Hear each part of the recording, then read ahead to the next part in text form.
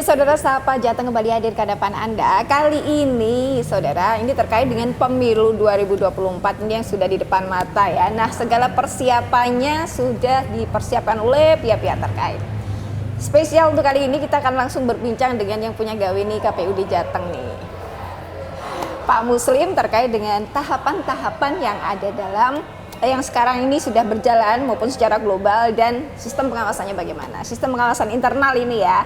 Langsung saja kita berbincang dengan narasumber kita kali ini. Apa kabar nih Pak Muslim? Baik Mbak Lia. Sehat ya Pak? Sehat, nggak boleh sakit kita. Nggak boleh sakit. Apalagi, ini waktunya kejar deadline. Iya, dan tahapan sudah mulai nggak bisa ditinggalkan ya. Kalau kita sakit nanti gimana tahapannya? Janganlah, pokoknya sehat aja terus insya Allah. Ya, amin. Ya, amin. Pak Muslim, ini kan masyarakat di luar. Ini yang kita secara globalnya aja ya. Kalau yang ngikut yang aktif, mungkin yang ada juga caleg yang lagi nonton bakal caleg nonton. Nah, kita secara globalnya ini tahapan-tahapan dari KPU Jateng ini apa saja nih? Iya.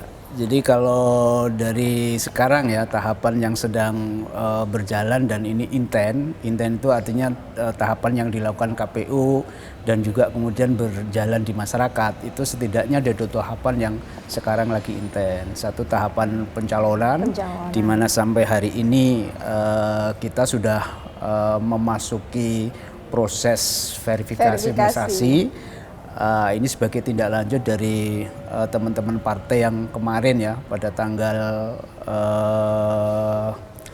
14 kemarin menjadi hari terakhir dibolehkannya mengajukan calon. Dan alhamdulillah di Jawa Tengah ini 18 partai peserta pemilu mengajukan calonnya semua.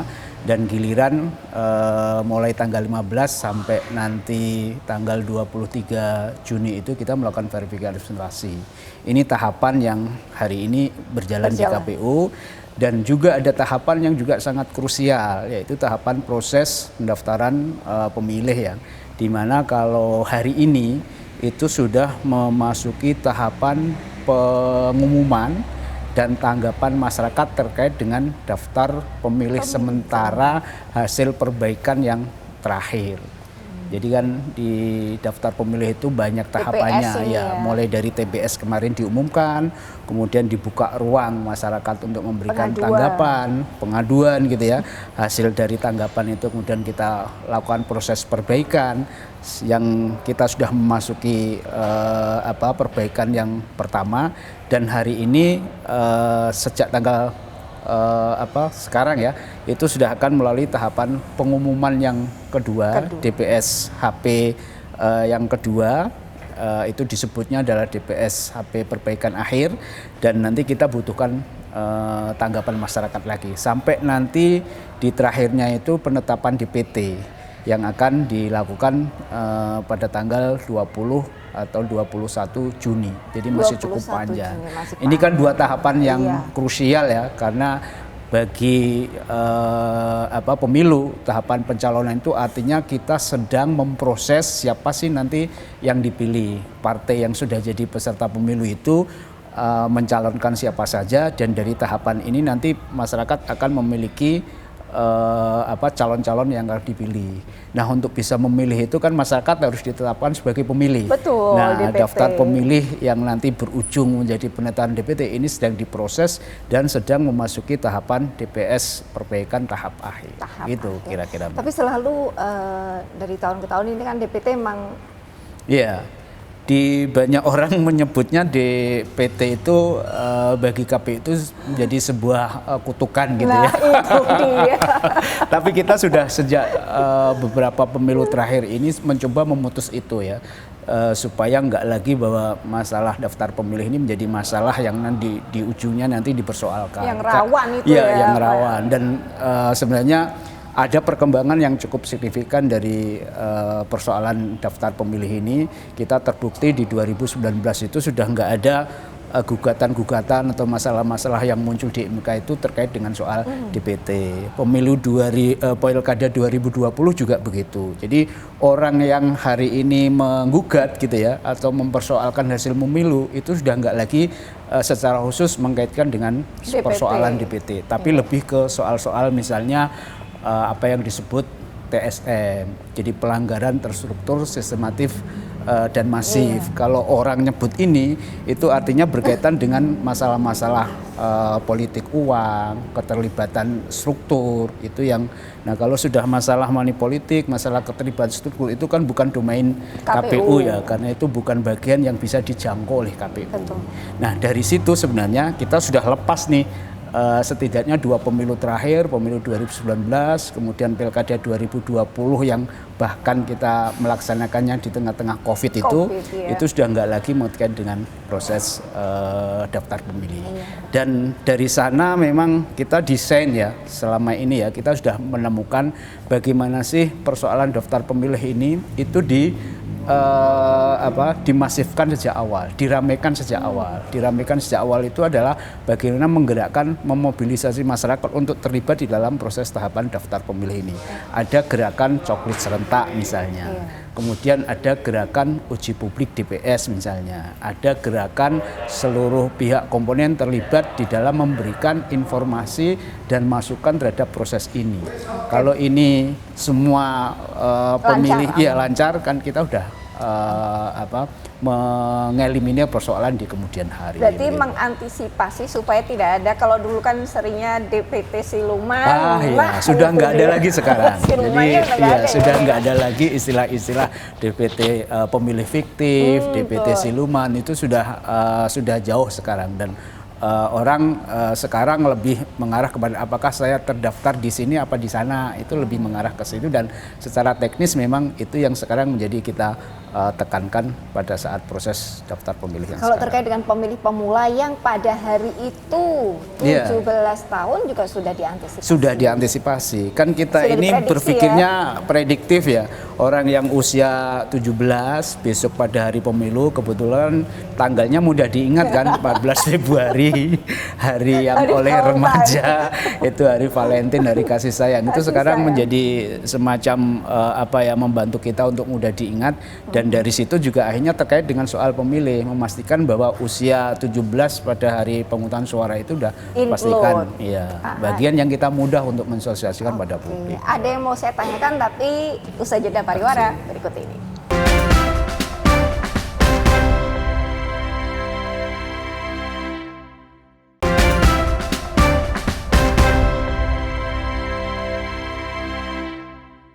Ya saudara, masih bersama kami dalam Sapa Jateng dengan narasumber spesial kita dari KPUD Jateng, Pak Muslim. Nah, Pak Muslim ini Pak Muslim. Kalau tadi kita saya udah menanyakan nih terkait dengan DPT, karena DPT siluman. Kayaknya penasaran banget nih. Kalau yang ulang tahun pada tanggal pencoblosan kan sudah diprediksi nih, KPU sudah punya ininya. Nah, kalau yang yang usianya belum 17 tahun tapi sudah menikah, itu kan juga berat mencoblos, apakah sudah bisa? Iya, kalau ada yang menikah sebelum pemilu itu artinya dia menikah sebelum usia 17 loh ya. Karena setiap yang usia 17 di pemilu itu sudah terdaftar, sehingga ya tadi Mbak Lia bilang kalau ulang tahun bisa diprediksi. Justru saya mendorong supaya ulang tahun yang barengan sama coblosan itu harus istimewa gitu ya, dan itu diingat sampai besok selama hidupnya. Iya, tapi kalau yang menikah di usia sebelum tanggal hari pemilu ya, itu saya kira sudah dipastikan bahwa menikahnya itu belum 17 tahun. Kalau itu kaitannya sama pemilih ya, kecuali mereka menikahnya yang kemudian agak telat gitu ya. Kalau memang dia belum, itu masih ada mekanisme ruang bagi pemilih yang menikah tetapi dia belum masuk di dalam daftar pemilih kita, itu dia nanti akan bisa menjadi pemilih yang kita sebut sebagai pemilih daftar pemilih khusus, di mana pada hari pemilu dengan statusnya yang dia sudah menikah, dan pasti setiap yang sudah menikah pada akhirnya dia punya KTP punya bukti dia sudah menikah, dan dengan menikahnya itu karena tercatat dia pastinya punya KTP. Nah, KTP-nya itu yang nanti bisa dijadikan bukti bahwa dia bisa menggunakan hak pilih pada hari H. Jadi prinsipnya bagi mereka yang nggak terdaftar di DPT kita itu masih bisa menggunakan hak pilih pada saat hari H yang statusnya dia menjadi daftar pemilih khusus. Jadi bisa aja sesuai dengan alamat yang bersangkutan. Tapi ngomong-ngomong jadi pernikahan dini. Ya kan memang undang-undang kita itu kan sudah genap usia 17 tahun atau sudah kawin ya, sudah menikah ya. Nah, sudah menikahnya ini kalau pertanyaan Mbak Lia itu di tengah tahapan berarti kan menikahnya itu belum usia 17 tahun. Nah, disinilah yang nanti kita akan kategorikan sebagai pemilih sepanjang dia belum ada di daftar kita, dia bisa menggunakan dengan mekanisme datang ke TPS pada hari H, status dia adalah daftar pemilih khusus nanti di sana. Sepertinya banyak yang tertarik loh Pak. Iya, saya malah berharap ada satu pihak gitu ya yang secara mengkhususkan diri untuk menyisir ini, karena kalau dikaitkan dengan hak pilih ini kan menjadi sesuatu yang sangat fundamental. Iya, betul. Iya, undang-undang mengatur bagi mereka yang sudah pernah nikah ya, meskipun usianya belum 17 tahun kan dia berhak memilih, dan sebagai penyelenggara kita akan tetap melayani itu, ya, mengakomodir itu. Justru pada pihak-pihak yang terkait dengan ini malah harus menyampaikan kepada KPU dan kita akan akomodir. Misalnya orang menikah itu kan melibatkan tokoh masyarakat ya, sebagai penghulu misalnya, kemudian instansi pemerintah dalam ini ada yang mencatatkan nikahnya, KUA itu sampaikan aja bagian dari informasi kepada KPU sehingga nanti kita bisa antisipasi. Oh, di daerah ini khususnya di RT RW ini ada beberapa pemilih yang kemarin belum terdaftar karena menikah sekarang belum usia 17 tapi menikah, sehingga kita bisa antisipasi dan kita nanti akan susun sebagai daftar pemilih khusus di TPS yang sesuai dengan alamat KTPL-nya itu. Gitu Mbak Lia. Ribet gak itu Pak? Ya sebagai penyelenggara yang demikian ini tentu ribet, tapi kan kita nggak boleh tidak melayani ya, meskipun dengan keributan yang sekarang, dan pemilu ini kan hajatnya orang banyak gitu. Pestanya orang banyak, sehingga dengan kondisi apapun kita harus bisa melayani. Jangankan yang nikah gitu ya, yang sakit di rumah sakit gitu, yang kemudian karena sesuatu hal dia harus tertahan berada di tempat yang tidak bebas, misalnya di lapas, di tahanan, kan kita juga data dan menyediakan layanan untuk pemenuhan hak pilihnya, begitu Mbak. Ini karena satu suara begitu berharga. Iya. Dan karena itulah yang menjadi orang ya untuk bisa menghargai dirinya dengan memberikan suara yang dengan satu suaranya itu menentukan nasib bangsa ini. Jadi sangat berharga sekali dan kita harus beri ruang yang seluas-luasnya untuk itu, Mbak. Jangan sampai nanti aduh, saya kan belum 17 tahun tapi saya sudah menikah. Gitu kan. Ngomong-ngomong memang pernah ada ya kejadian ini ya. Itu dia Selalu memang kita di banyak pertanyaan itu ya, bahkan di satu pemilu dulu itu kita dihadapkan satu istilah jadi dia sudah nikah tetapi memang nggak tercatat gitu ya. Jadi nikah siri dalam tanda petik itu. Nah, ketika nikah siri yang nggak catat, gimana hukum pemilu mendekati itu kan gitu. Sempat waktu itu kita menggunakan pendekatan faktual ya. Faktual itu artinya apa?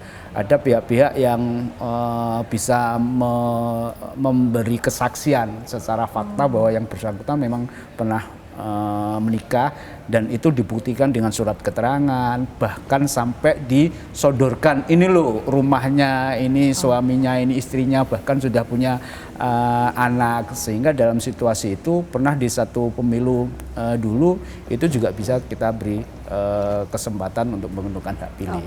Meskipun kalau nikah siri atau nikah di bawah tangan ini bukan di bawah meja ya Pak. Kalau di bawah meja ngumpet dong itu namanya.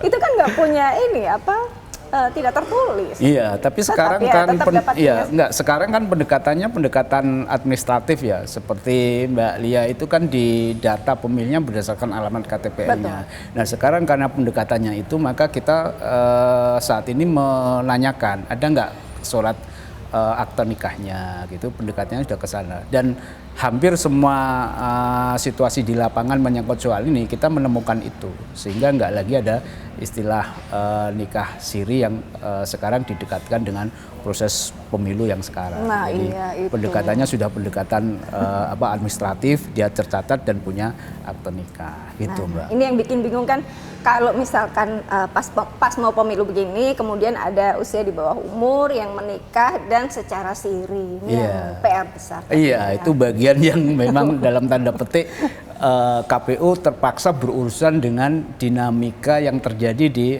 masyarakat dan itu melibatkan banyak instansi. Oke, kita akan bahas lagi terkait dengan hal lainnya yang pastinya lebih menarik usai jeda pariwara berikut ini.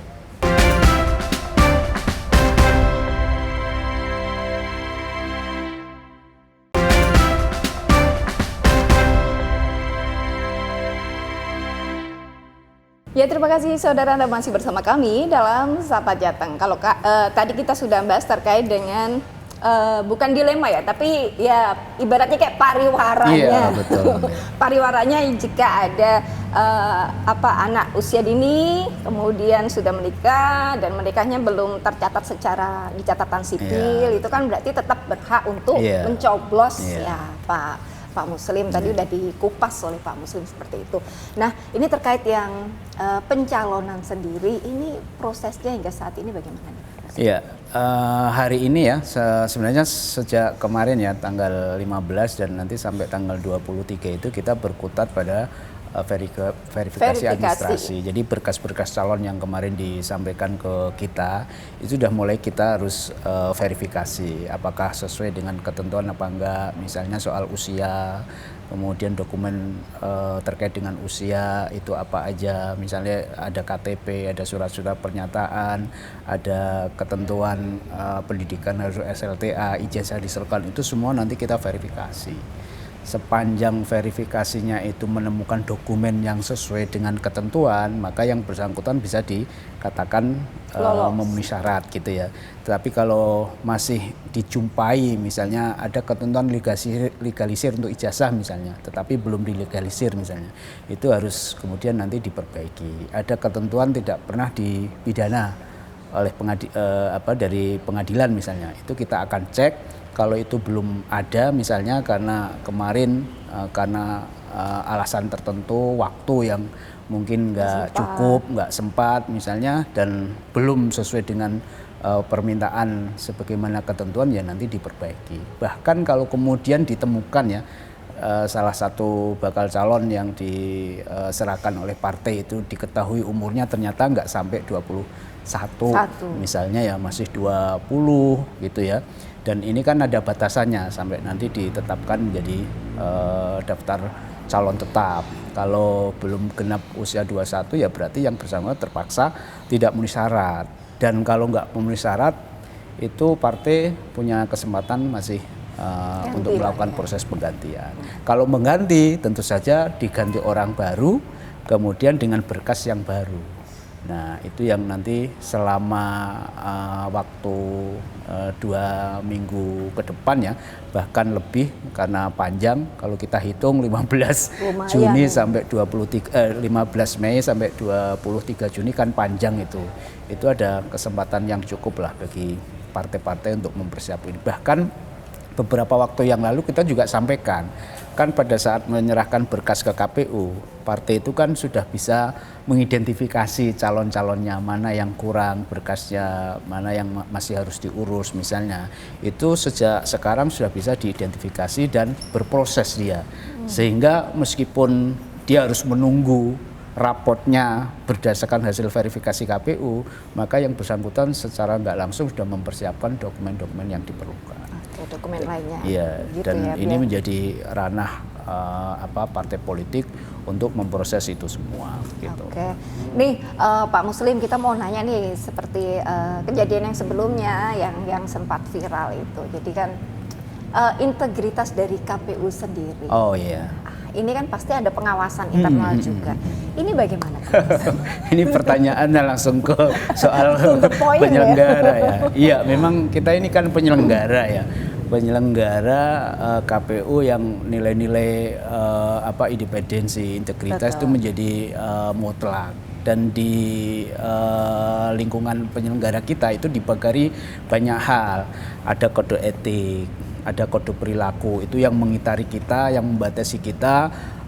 Begitu kita masuk menjadi penyelenggara, kita menjadi orang-orang yang sudah nggak bebas lagi. Betul. Ya, ketidakbebasan itu kemudian dituangkan menjadi kode etik dan kode perilaku. Kemudian di luar ketentuan kode etik, kode perilaku itu juga ada lagi ketentuan yang menyangkut kita terkait dengan soal benturan kepentingan. Nah, jadi kita ini kan punya banyak relasi gitu ya. Misalnya secara sederhana saya sama Mbak Lia ini kan punya relasi, kita penyelenggara Mbak Lia Media gitu. Supaya nggak terjadi benturan kepentingan itu apa? Kita punya ketentuan yang memagari itu. Sekiranya ada benturan kepentingan, kita harus declare, kita harus membatasi supaya benturan kepentingan itu nggak berlanjut, benar-benar ada semacam kepentingan yang nggak bisa kita selesaikan di antara penyelenggara dan para pihak. Masuknya ke forbidden area nanti itu ya. Iya. Kemudian ada lagi ketentuan yang menyangkut soal bagaimana kita nggak boleh menerima gratifikasi dan sebagainya. Semua itu diatur dan membingkai kita, dan secara teknis di KPU diciptakan beberapa unit yang kemudian melaksanakan ini. Ada unit gratifikasi, ada unit penyelesaian benturan kepentingan. Bahkan ada unit yang secara tidak langsung itu memanage resiko mulai dari sejak perencanaan sampai pelaksanaan. Bahkan nanti dampaknya seperti apa. Kita punya satu gugus tugas yang secara khusus bergerak di bidang manajemen resiko ini gitu. Dan satu lagi yang juga karena kita di provinsi ini kan juga secara nggak langsung punya fungsi koordinasi ya sama KPU di kabupaten kota juga punya badan ad hoc di tingkat PPK, PPS sampai KPPS. Itu ada satu fungsi pengawasan internal yang secara intensif harus dilaksanakan oleh fungsi-fungsi yang ada di KPU itu. Misalnya itu menjadi bagian dari fungsi, tugas, dan kewajiban divisi hukum. Kebetulan saya ini kan mengampu divisi hukum itu, sehingga pengawasan internal itu harus kita laksanakan. Kemudian di titik aktivitas keseharian itu ada pengendalian internal. Jadi ada pengawasan internal, ada pengendalian internal. Pengawasan internal itu terkait bagaimana kita menjaga seluruh penyelenggara baik yang ada di KPU provinsi, kabupaten kota supaya nggak melanggar kode etik, nggak melanggar kode perilaku, bahkan di dalamnya termasuk benturan kepentingan itu.